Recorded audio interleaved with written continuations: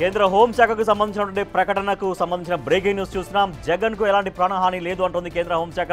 తనకు Z+ category security కోరుతూ జగన్ వేసిన పిటిషన్పై హైకోర్టులో విచారణ జరిగింది. ఈ సందర్భంగా సెంట్రల్ ఇంటెలిజెన్స్ న్యాయస్థానానికి నివేదిక ఇచ్చింది.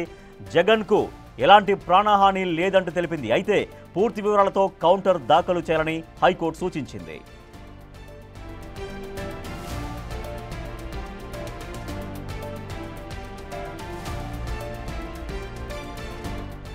జగన్కు ఎలాంటి ప్రాణహాని లేదు అంటోంది కేంద్ర హోంశాఖ.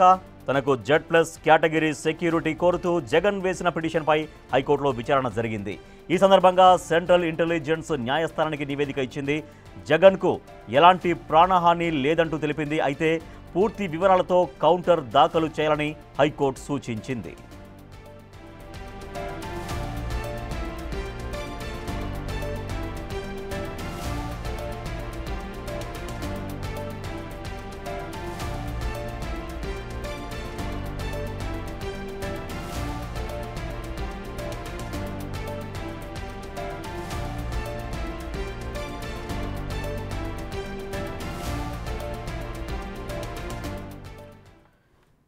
జగన్కు ఎటువంటి ప్రాణహాని లేదు అని చెప్తుంది కేంద్ర హోంశాఖ. తనకు Z+ కేటగిరీ సెక్యూరిటీ కోరుతూ జగన్ వేసిన పిటిషన్పై హైకోర్టులో విచారణ జరిగింది. మరింత సమాచారాన్ని అమరావతి నుంచి మా ప్రతినిధి శివ అందిస్తారు. శివ, హైకోర్టులో ఎటువంటి విచారణ జరిగింది? కేంద్ర హోంశాఖ చాలా క్లియర్గా చెప్తుంది జగన్కి ఎటువంటి ప్రాణహాని లేదు, పటిష్టమైనటువంటి సెక్యూరిటీ ఉంది అనేది. రాజేష్, మొత్తం మీద చూసుకుంటే జగన్కి సంబంధించి Z+ సెక్యూరిటీ ఇవ్వాలని చెప్పి కూడా వైఎస్ఆర్సీపీ గతంలో ఏపీ హైకోర్టులో పిటిషన్ వేసింది. పిటిషన్కి సంబంధించి గత 4 నెలల కాలంగా కూడా విచారణ కొనసాగుతా ఉంది.